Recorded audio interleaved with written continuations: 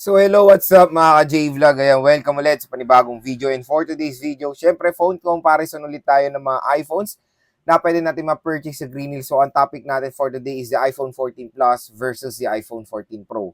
Ano kayang perfect na pwede natin ma-purchase ngayon sa greenhills? Tara mga ka-J-Vlog, check natin.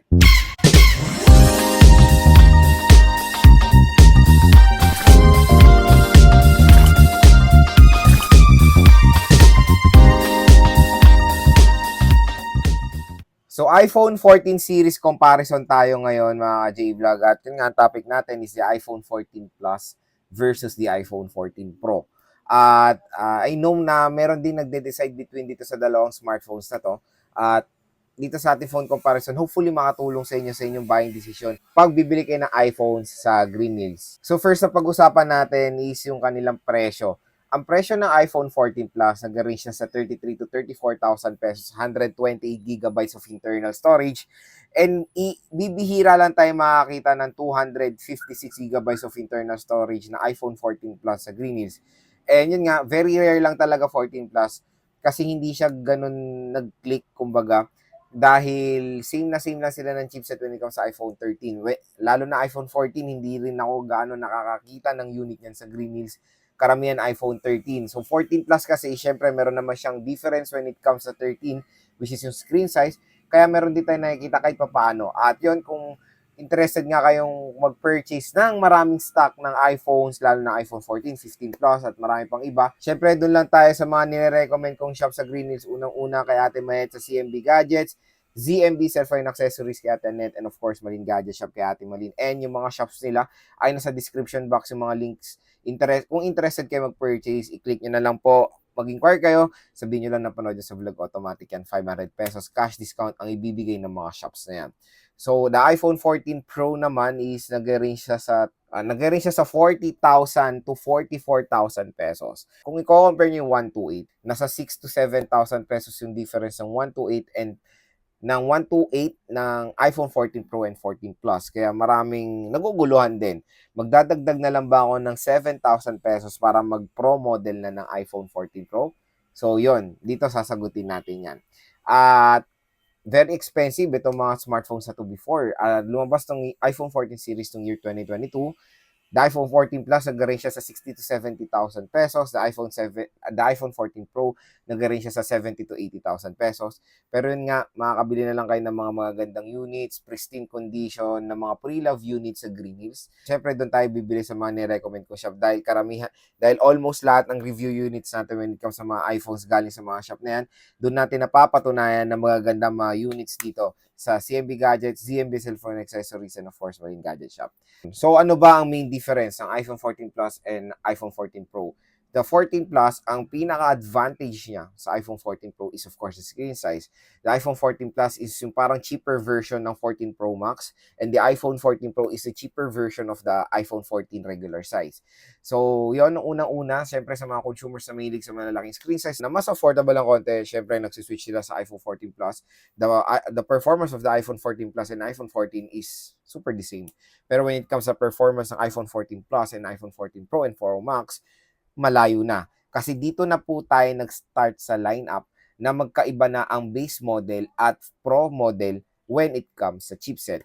Dati kasi, for example, the iPhone 13 series, magkaiba po ang chip. Lahat sila pareho ng chipset, mapa-base or Pro model. For example, the 13 mini, 13, 13 Pro, and 13 Pro Max, lahat po sila ay merong Apple A15 Bionic chip. Pero iba na ang case when it comes sa iPhone 14 pataas, dahil iba na ang chipset ng base model na iPhone 14. Ka-chipset niya na yung Pro model nung predecessor niya. So the 13 Pro Max and iPhone 14 ay same lang na Apple A15 Bionic chip. The iPhone 14 Pro is Apple A16 Bionic chip, na same din ng chipset ng base model ng iPhone 15 na merong Apple A16 Bionic chip. Tapos, the iPhone 15 Pro and 15 Pro Max is Apple A17 Pro. Ayan, mga ka-J-Vlog. So, quick information about dyan sa mga chipset ng Apple when it comes sa base and Pro model. So, yun nga, kung isa kayong consumer na may unang-una rin na lumabas tong 14 Plus, syempre, ako nagustuhan ko yan. dahil ang laki nga ng screen size.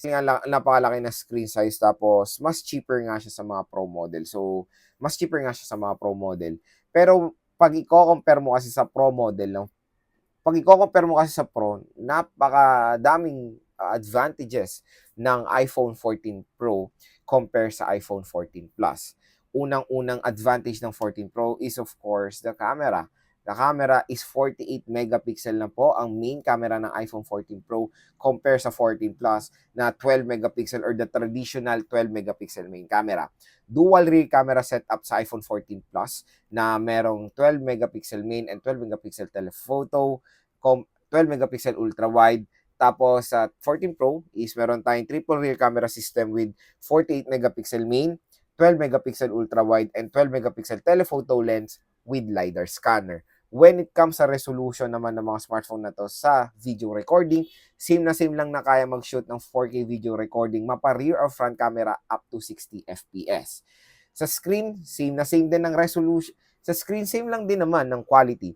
iPhone 14 Plus and the iPhone 14 Pro ay both na merong Super Retina XDR OLED display, and syempre, pareho silang pwede pang ma-update sa iOS. So, matagal pa magagamit itong mga smartphone na to when it comes sa OS update. Syempre, ang iPhone 14 Pro is merong 120Hz screen refresh rate at naka-dynamic island siya. Compare sa iPhone 14 Plus na traditional notch display, mga J-Vlog. So, marami rin tayong magagandang features when it comes sa iPhone 14 Pro. Pero ito ang malupit sa 14 Plus dahil napaka-solid ng battery nito. Expect nyo yung battery nito ay same din sa mga Pro Max na merong large battery.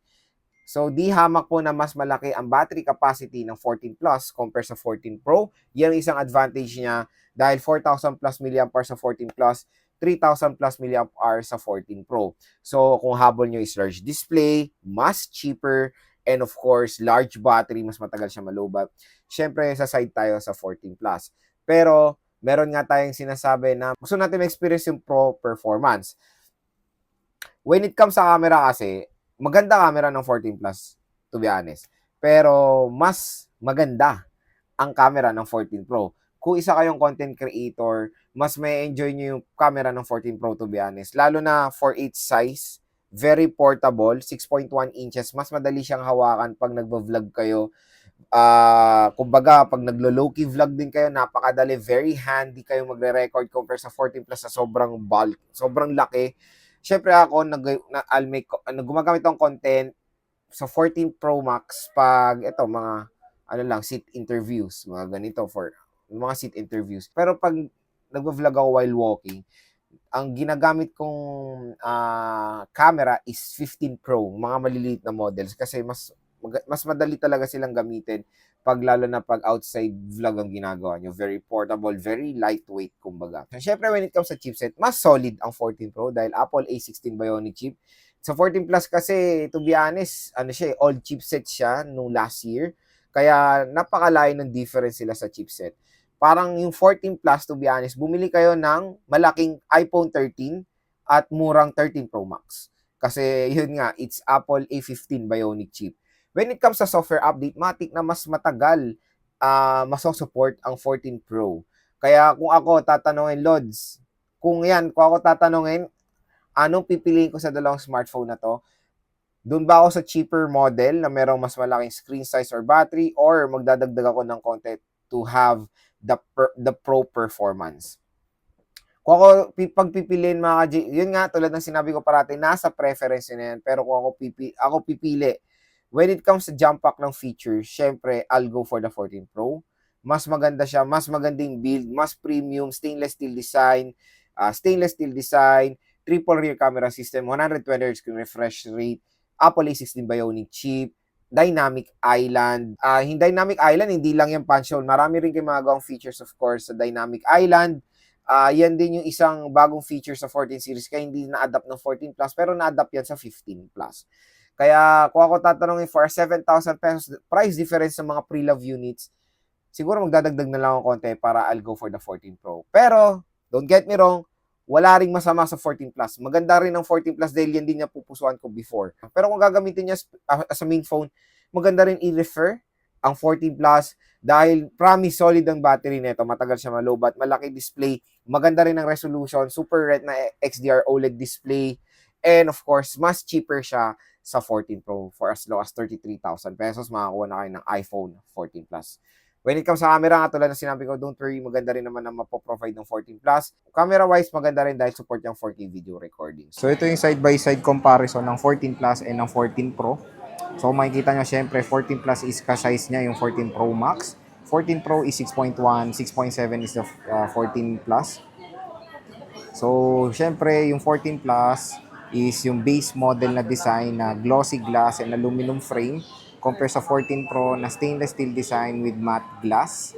Ayan, triple rear camera setup dito sa 14 Pro, dual rear camera setup dito sa 14 Plus, 12 megapixel main and 48 megapixel main camera. Kasi syempre sa 14 Pro is meron tayong LiDAR scanner. Mas premium build of course ang 14 Pro. Ayan. Sa right side, makikita natin dito yung power button nila pareho pero yun nga aluminum versus stainless steel. Sa taas wala tayong makikita both. Sa left side, nandito yung ring and silent toggle. Volume rocker and SIM tray pareho. Tapos sa baba naman ng smartphone, pareho rin nandito yung kanilang lightning port and speaker grills. Siyempre, yung screen dito rin malayo pinagkaiba, 6.7 versus 6.1 inches. Pero dito sa iPhone 14 Plus is meron tayong notch display. Tapos sa 14 Pro is dynamic island. Ayan. Pareho naman OLED, pero mas malaki nga screen ng 14 Plus. So sa mga consumers na gusto yung malaking screen sa murang halaga, 14 Plus is good to go kasi ito yung parang murang version niya ng 14 Pro Max. Tapos check natin yung camera nila. Camera. Ayan. So pareho namang merong 0.5. Pero syempre sa 14 Pro is meron tayong 2 times optical zoom kasi wala namang telephoto lens yung 14 Plus. Meron tayong 3 times optical zoom na hanggang 5 times digital zoom. Tapos sa 14 Plus is 5 times digital zoom lang. So mas maganda yung zooming of course ng 14 Pro dahil meron tayong telephoto lens. So sa video naman, both naman ay support ng 4K video recording. Ayan, 4K video recording up to 60 FPS, same lang. So pareho ring merong cinematic mode. Ayan. Pero sa cinematic mode ng 14 Pro is pwede tayong gumamit ng zoom, yung telephoto. Sa front cam, ayan. Pareho rin may cinematic video, parehong 4K. Sa photo naman, ay try natin mag-selfie.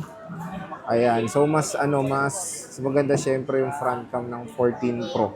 Tingnan nyo. Di ba mas sharp? Sa 14 Plus, check natin yung rear. Take tayo ng photo. Ayan. Isa pa. 14 Plus. Okay. So, check natin. So, yan. Kung makikita nyo naman yung difference. Mas sharp yung sa 14 Pro. So, yun. Hopefully, nakatulong tong mga sinabi ko sa inyo mga J-Vlog. Pag namimili kayo between the 14 Plus and the 14 Pro, syempre di hamak na mas maganda ang features ng 14 Pro. Kaya dito ako sa 14 Pro dahil ang habol ko talaga dito is yung kanyang mga ibang specs. I know yung battery is mas mabilis siya malobat compare sa 14 Plus. Pero syempre, nakagamit naman ako ng mga 14 Pro, ng mga Pro model. Syempre, nasa consumer end kung paano sila gumamit ng smartphone. Kung talagang solid na solid, kung talagang babad kayo, expect nyo na hindi tatagal ng isang araw tong smartphone nyo as a primary smartphone nyo, of course. Pero yun naman ang habol ko sa 14 Pro is, of course, yung kanyang portable size. Sa ganitong kaliit lang na smartphone is meron ng malakas na chipset and napakaganda ng camera. 48 megapixel main camera. So, yun. So, pa ba tayo bibili ng mga legit iPhones? Wala na iba ko din sa mga nire-recommend nating shop. Atin Mayet, CMB Gadgets, ZMB Cellphone Accessories, kay Atin Net, and of course, Marine Gadget Shop. Again, yung mga links sila ay nasa description box. I-check nyo na yan. Sabihin nyo lang napanood nyo sa vlog. Automatic yan. 500 pesos cash discount ang ibibigay ng mga shops na yan.